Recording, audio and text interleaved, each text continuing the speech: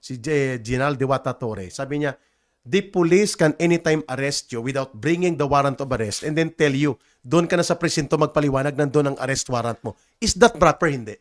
Actually, nakalagay po sa rules of court, hindi talaga mandatory Mm-hmm. na kailangan ipakita mo ng arrest bago hulihin. Oh, yun ang sinasabi niya. Tama si Torre. Pero Tama. delikado.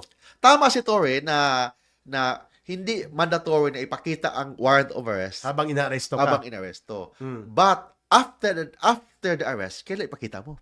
Oh. Ha? Kailan Pero ipakita mo? kay Pangulong Duterte, there was never a presentation of a valid warrant. Wala. Hindi pinakita. Klaro, Ha? Hmm. Ito nakalagay sa rules of court.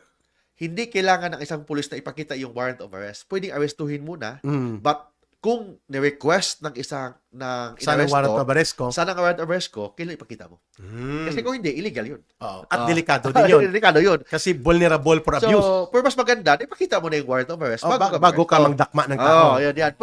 But in a usual practice sa police, hindi kailangan na ipakita mo na ang warrant of arrest bago ang arresto. Basta sigurado sila. Basta sigurado sila, then after the arrest, kung i-request ng akusado, doon pala ipakita. Okay, klaro tayo Oh, mga yun kababayan ha. Hindi absolute yung mga statement ni Oo. Torre.